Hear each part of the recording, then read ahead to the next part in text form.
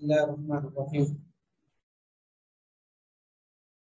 الحمد لله رب العالمين والعاقبة للمتقين، الصلاة والسلام على سيدنا محمد وعلى آله وأصحابه أجمعين. أما بعد، أعوذ بالله من الشيطان الرجيم. بسم الله الرحمن الرحيم. إن الله يأمركم أن تؤدوا الأمانات إلى أهلها.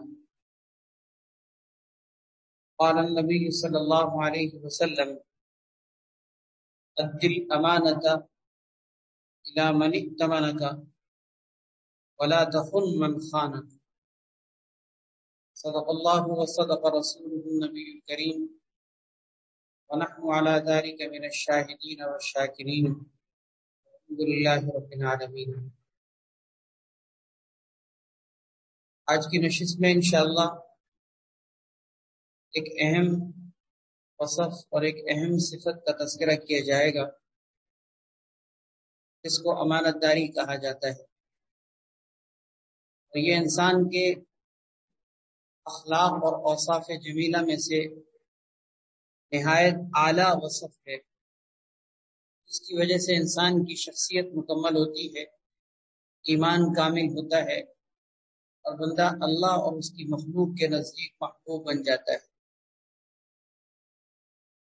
قرآن کریم کی آیت آپ کے سامنے پڑھی گئی ہے۔ اس آیت میں اللہ تبارک و تعالی ارشاد فرماتے ہیں: ان اللہ یأمرکم ان تؤدوا الامانات الی اہلها۔ اللہ تمہیں اس بات کا حکم دیتے ہیں کہ تم امانتوں کو ان کے اہل کے حوالے کرو، یعنی جن لوگوں کے تم ذمہ دار ہو، امین ہو، اور جنہوں نے تم پر اعتماد کرتے ہوئے تمہارے پاس کوئی چیز رکھوائی، تمہیں امانت دار بنایا، تم ان امانتوں کو ان کے حوالے کرو اور اس میں کسی قسم کی خیانت مت کرنا۔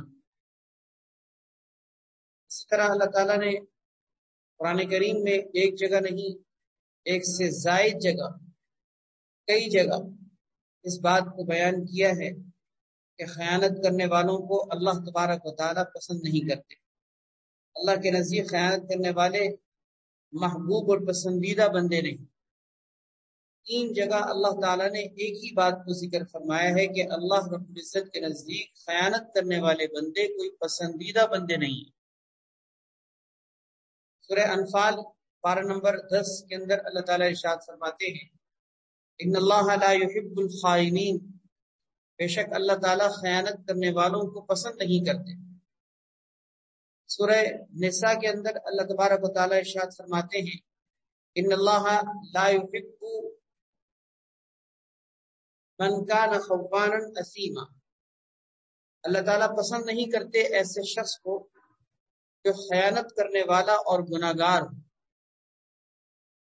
اسی طرح سورہ حج کے اندر 70ویں پارے میں اللہ تعالیٰ ارشاد فرماتے ہیں: ان اللہ لا يحب كل خوان کفور۔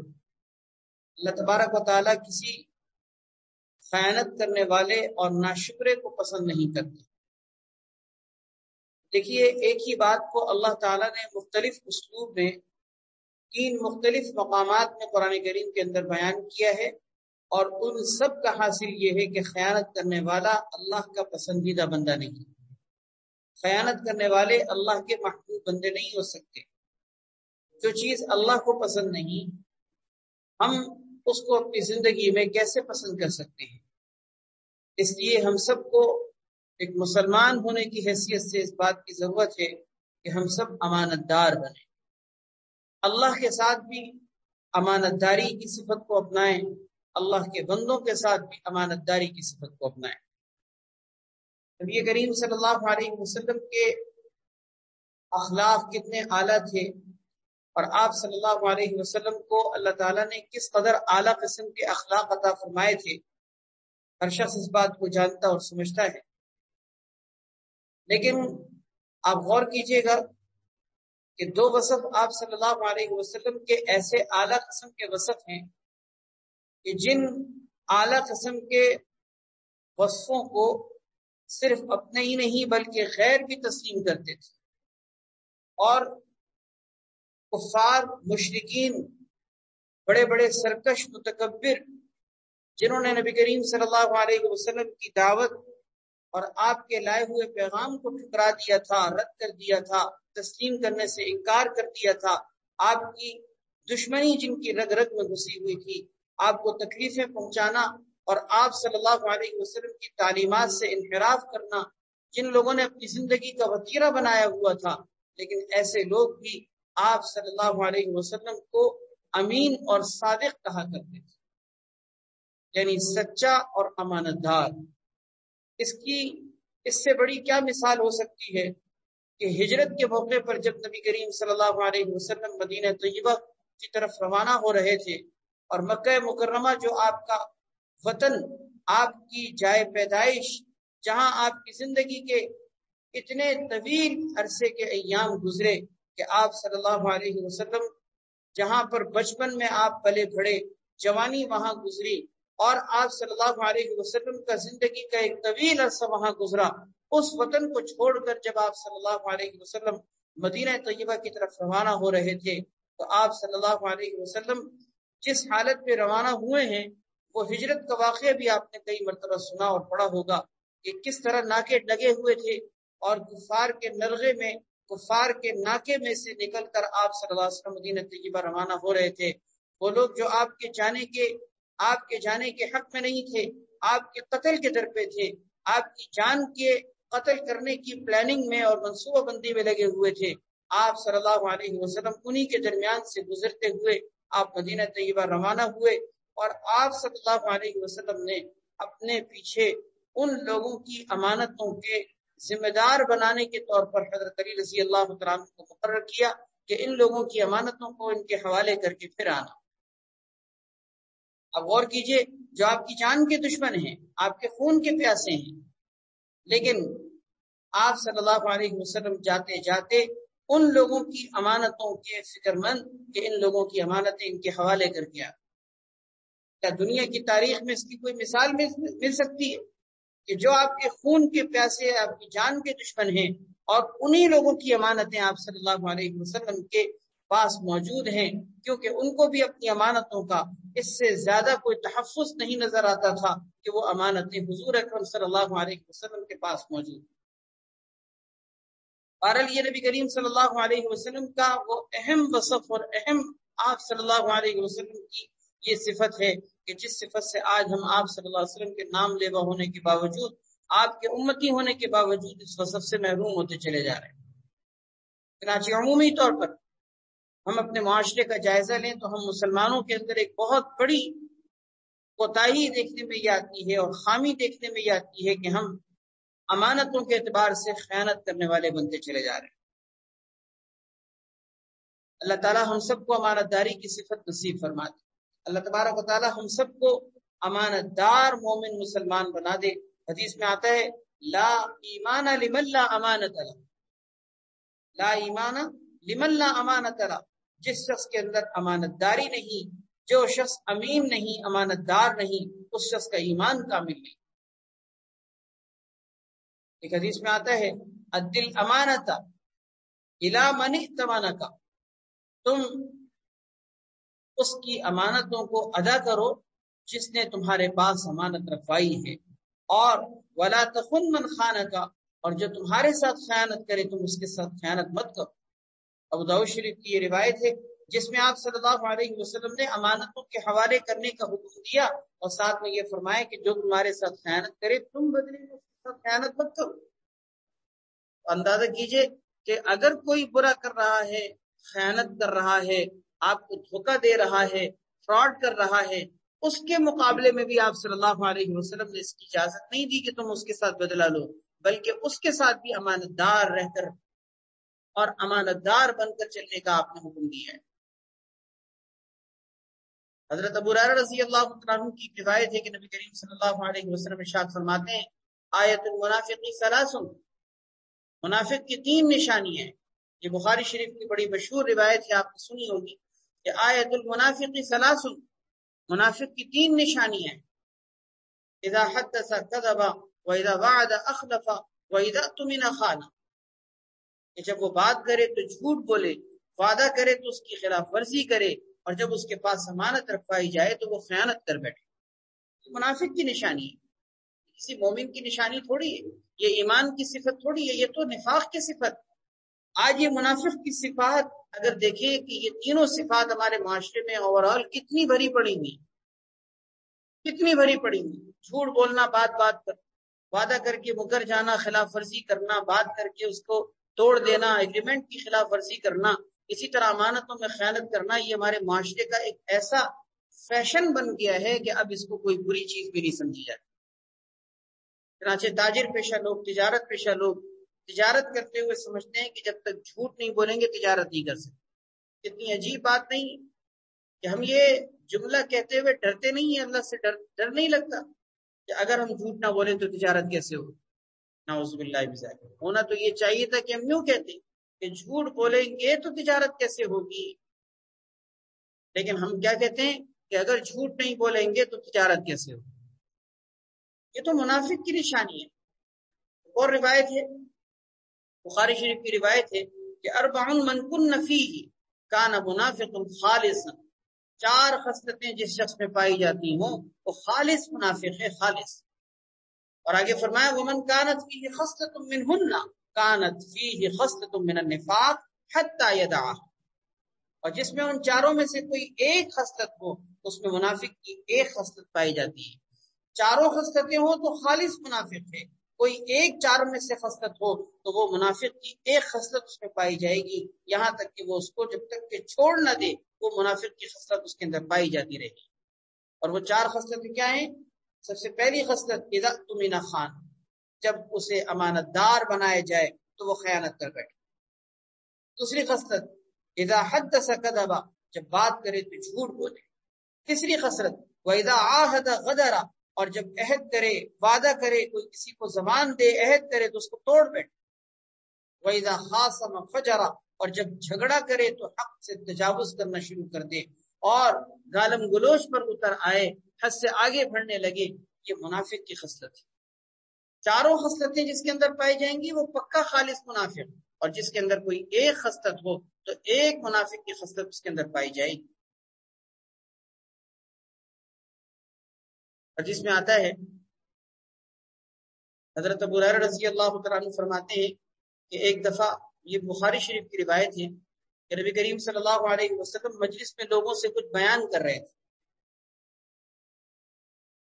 ایسی حالت میں ایک اعرابی، ایک دیہاتی آیا، اس نے پوچھا یا رسول اللہ قیامت کب واقع ہوئی؟ آپ صلی اللہ علیہ وسلم نے اس کی بات کا جواب نہ دیا، آپ اپنی بات بیان کرتے رہے، یعنی اپنے بیان کو آپ نے جاری رکھا۔ اس پر کچھ لوگوں نے کہا کہ آپ صلی اللہ علیہ وسلم نے اس کا یہ سوال سنا تو تھا، لیکن لگتا ہے کہ شاید آپ کو اس کی بات بری لگی ہے، اس لیے آپ نے جواب نہیں دیا۔ دوسرے کچھ لوگوں نے یہ کہا کہ نہیں، یہ بات نہیں ہے کہ آپ کو بات بری لگی ہو، بلکہ شاید ہو سکتا ہے کہ آپ نے سنا ہی نہیں ہو، جبھی آپ نے بات جو ہے اپنی جاری رکھی اور اس کی بات کا جواب نہیں دیا۔ چنانچہ بیان آپ نے اپنا جاری رکھا، یہاں تک کہ جب آپ اپنی بات ختم کر چکے اور اپنا بیان آپ نے ختم کر دیا تو پھر آپ نے فرمایا کہ وہ سائل کہاں ہیں، قیامت کو پوچھنے والا کہاں ہے، جس نے قیامت کے بارے میں یہ پوچھا تھا کہ قیامت کب واقع ہوگی؟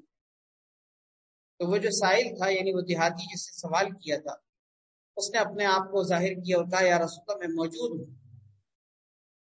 آپ صلی اللہ علیہ وسلم نے اس موقع پر یہ بات ارشاد فرمائی کہ اذا ضیعت الامانۃ فانتظر الساعۃ،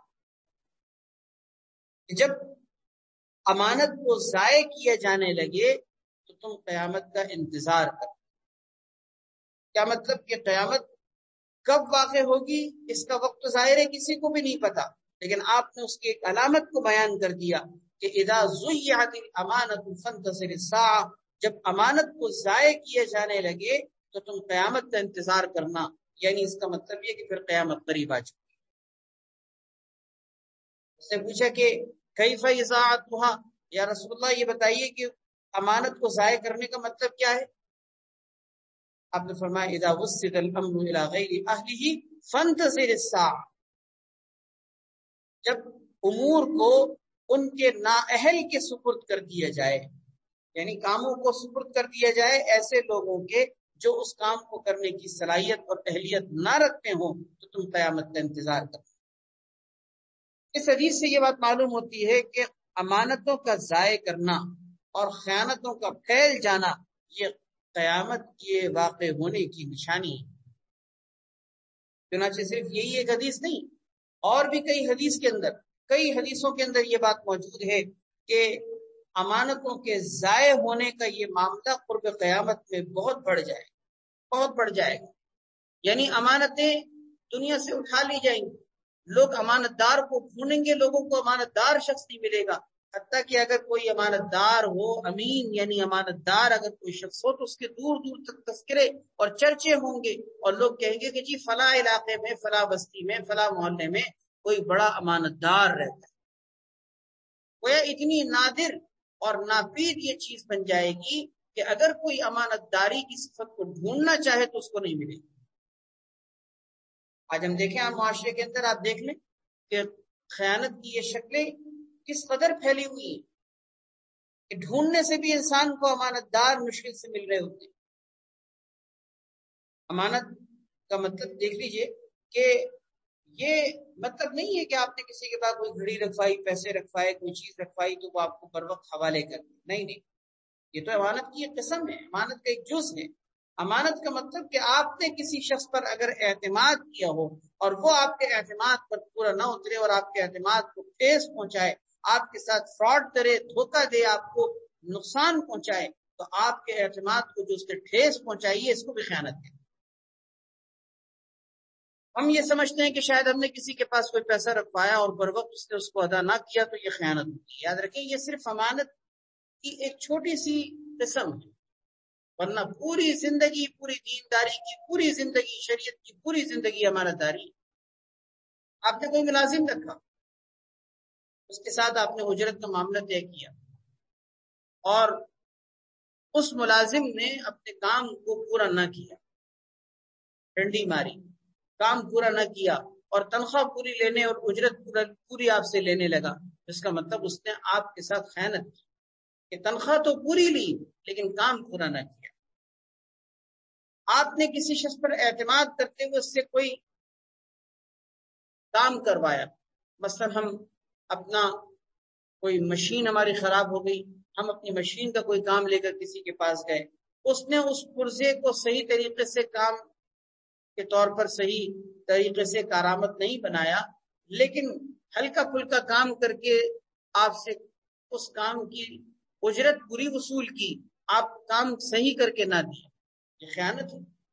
ڈیوٹی ٹائمنگ کے اندر 8 بجے سے لے کے مثال کے طور پر 5 بجے یا 6 بجے تک آپ کا کسی ادارے سے معاہدہ ہوا، ایگریمنٹ ہوا، اور آپ نے اس معاہدے کے تحت اس بات کا اپنے آپ کو پابند بنایا کہ میں مثلاً 8 بجے سے لے کے 5 بجے تک آپ کے ادارے میں ملازم ہوں، کام کروں گا، اس کی اجرت یہ لوں گا۔ اب یہ آپ کا باقاعدہ اس ادارے کے ساتھ ایک معاہدہ ہوا ہے۔ اب اگر آپ 8 بجے سے لے کے 5 بجے تک اس ادارے میں کام نہیں کرتے، چھٹی کرتے ہیں، اور آپ اس میں اپنے اوقات کو دوسرے کاموں میں استعمال کرتے ہیں، یا آپ ادارے میں موجود ہیں لیکن ادارے میں موجود رہنے کے باوجود کام نہیں کر رہے، اپنے ذاتی کاموں میں لگے ہوئے ہیں، اپنے دوسرے کاموں میں لگے ہوئے ہیں جو ادارے کے مفاد میں نہیں، تو ایسے تمام کاموں میں اپنے اوقات کو ضائع کرنا یا اسی طریقے سے اس ادارے کی پالیسیز کے خلاف کوئی کام کرنا، یہ ساری خیانتیں ہیں جو ہم اس ادارے کے ساتھ اس معاہدے کی خلاف ورزی کے طور پر کر رہے ہیں۔ ناپ تول میں کمی کرنا یہ امانت میں خیانت ہے، یہ امانت داری کے خلاف ہے کہ ایک آدمی نے آپ کے اوپر اعتماد کرتے ہوئے آپ سے کہا کہ مثال کے طور پر مجھے 5 kg آپ سے یہ چیز چاہیے، آپ نے اس کو 5 kg میں کچھ وزن کم کر کے دیا، اس کا مطلب اس نے آپ پر اعتماد کیا، آپ نے اس کے اعتماد کو ٹھیس پہنچایا۔ یہ سب امانت میں خیانت کے مرتکب ہونے کے مترادف ہے۔ اس لیے امانت کا مطلب صرف مفہوم یہ نہیں سمجھنا چاہیے کہ آپ نے کسی کی چیز کو بر وقت حوالے کر دیا، کوئی چیز رکھوائی گئی تھی آپ نے اس کو صحیح سالم واپس کر دیا تو یہ امانت داری نہیں۔ امانت داری کی یہ ساری چیزیں خلاف ورزی میں آتی ہیں کہ کسی کے اعتماد کو ٹھیس پہنچا. حضرت عبداللہ بن مسعود رضی اللہ تعالیٰ عنہ سے مروی ہے، فرماتے ہیں کہ اللہ کے راستے میں شہید ہونا تمام گناہوں کے لیے کفارہ بن جاتا ہے سوائے امانت میں خیانت کرنے. کہ امانت میں خیانت کرنا یہ ایسا گناہ ہے کہ جس کو شہادت فی سبیل اللہ وہ بھی معاف کرنے کا ذریعہ نہیں بنتا. ایک حدیث میں آتا ہے، حضرت عبداللہ بن ابی اوفا رضی اللہ تعالیٰ عنہ فرماتے ہیں کہ نبی کریم صلی اللہ علیہ وسلم نے ارشاد فرمایا، تمام برے اخلاق مومن کی طبیعت میں ہو سکتے ہیں، دو چیزیں ایسی ہیں جو کبھی مومن کی طبیعت میں نہیں آ سکتی، ایک جھوٹ اور دوسری خیانت.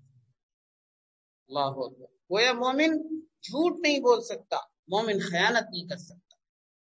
گویا کہ آپ دیکھیے جھوٹ اور خیانت جو مومن کی کبھی صفت ہو ہی نہیں سکتی تھی، آج یہی مومن کی صفت ایسی بن گئی کہ ہم مسلمانوں کا امیج پوری دنیا کے اندر ایسا بگڑا کہ اگر کوئی شخص کہیں تجارت کر رہا ہو، کسی کے ساتھ کوئی ڈیلنگ کر رہا ہو، کوئی معاہدہ کر رہا ہو، کوئی معاملہ طے کر رہا ہو اور یہ بات پتہ چل جائے کہ یہ مسلمان ہے، تو ہم نے اپنا امیج اتنا گرا دیا کہ آج انٹرنیشنل طور پر ہمارا امیج یہ بن گیا ہے کہ جی یہ مسلمان ہے، یہ جھوٹ بولے گا، اس کے ساتھ معاملہ نہ کرو. یہ مسلمان ہے، یہ خیانت کرے گا، اس کے ساتھ معاملہ نہ کرو. اللہ اکبر. یعنی جو چیز ہمارے دین کی شریعت کی سب سے بنیادی اور ٹاپ کی چیز تھی، آج ہماری زندگیوں سے ایسی نکلی کہ ہم دوسروں کی نگاہوں میں بھی ذلیل و رسوا ہو کر رہے ہیں. اللہ پاک ہم سب کو یہ امانت داری کی صفت نصیب فرمائے اور خیانت سے اللہ تبارک و تعالی ہم سب کی حفاظت فرمائے. حضرت لقمان علیہ السلام جن کا نام آپ کو قرآن کریم کے اندر پڑھا ہوگا، جن کے نام سے موسوم پوری قرآن کریم کی صورت ہے 21ویں پارے کے اندر، بڑے اعلیٰ درجے کے حکیم اور دانا اللہ تبارک و تعالیٰ کے محبوب بندے. ان سے کسی نے پوچھا تھا کہ آپ کو یہ فضیلت جو مقام ملا ہے اور یہ فضیلت حاصل ہوئی ہے، یہ فضیلت کس بنیاد پر حاصل ہوئی کہ اتنی بڑی دانائی اور حکمت کی یہ جو صفت آپ کو ملی، یہ کیسے ملی؟ حضرت لقمان علیہ السلام نے جواب دیا، صدق الحدیث و اداء الامانہ و ترک ما لا یعنی.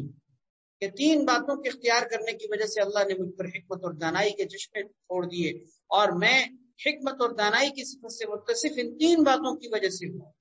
ایک، بولنے میں سچائی کو اختیار کرنا، دوسرا امانت کی ادائیگی، اور تیسری چیز لایانی اور فضول چیزوں کو ترک کرنا.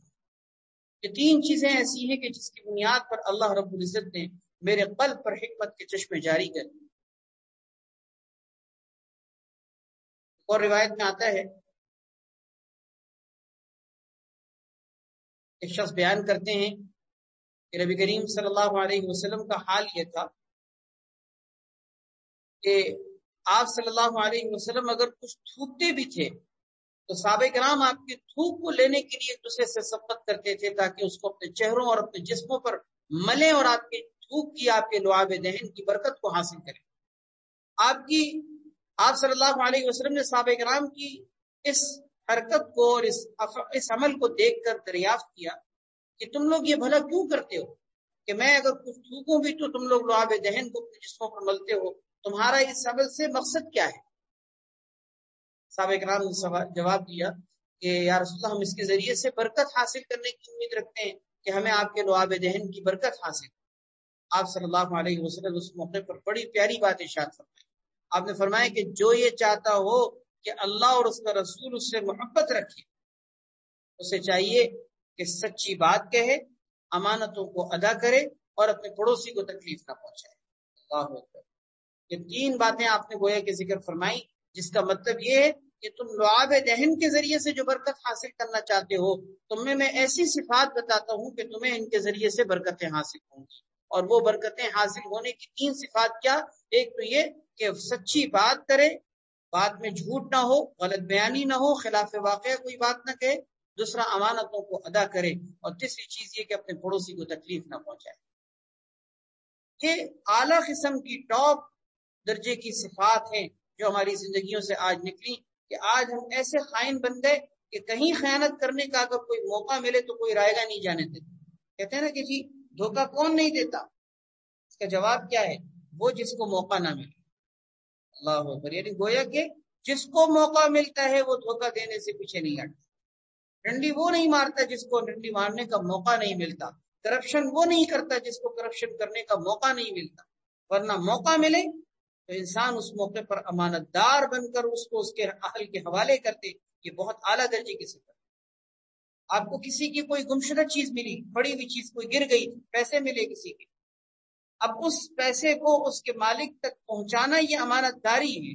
آپ یہ سوچ کر رکھنے کی جی میرے کام آئے گا، میں اس سے اپنے مفادات پورے کروں گا، یہ خیانت. زندگی کے اندر انسان اگر امانت دار بن جائے تو باقی اس کا ایمان کامل ہو جاتا ہے، اس کا ایمان مکمل ہو جاتا ہے. میاں بیوی ہیں، ایک دوسرے کے حقوق کو پورا کر رہے ہیں. شوہر گھر پہ نہ ہو اور بیوی اس کے مال کی محافظ ہو، اس کی ذہن کے مطابق، اس کی پالیسیز کے مطابق اپنے گھر میں چل رہی ہے، اپنے بچوں کی تربیت کر رہی ہے. شوہر بیوی کے بارے میں اس بات کے حقوق کا لحاظ رکھ رہا ہے کہ میری ذات سے اس کو تکلیف نہ ہو. یہ دونوں ایک دوسرے کے ساتھ امانت دار ہیں. اگر یہ دونوں ایک دوسرے کی پالیسیز کے خلاف چل رہے ہیں، ایک دوسرے کے مزاج کی اور طبیعت کے خلاف چل رہے ہیں، یہ دونوں ایک دوسرے کے ساتھ خیانت کر رہے ہیں.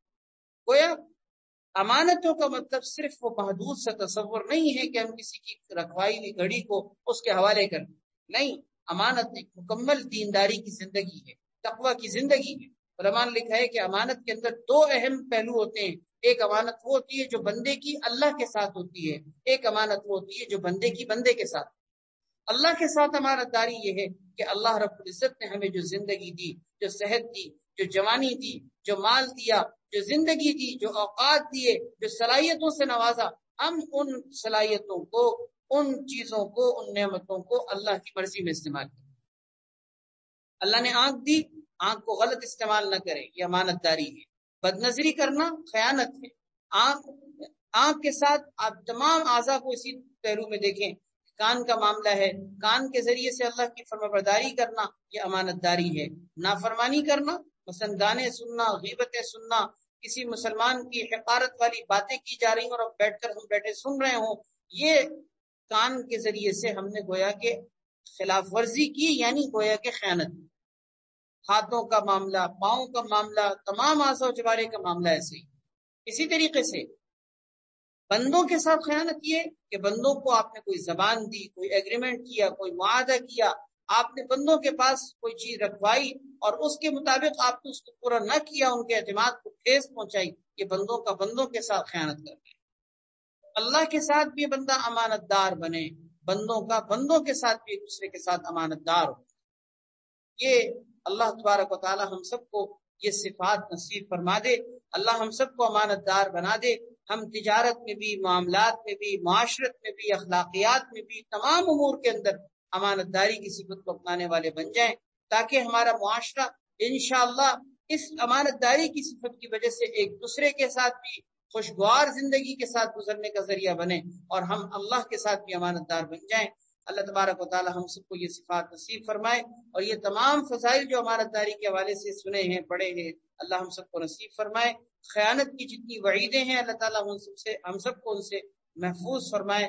وآخر دعوانا الحمدللہ رب العالمین.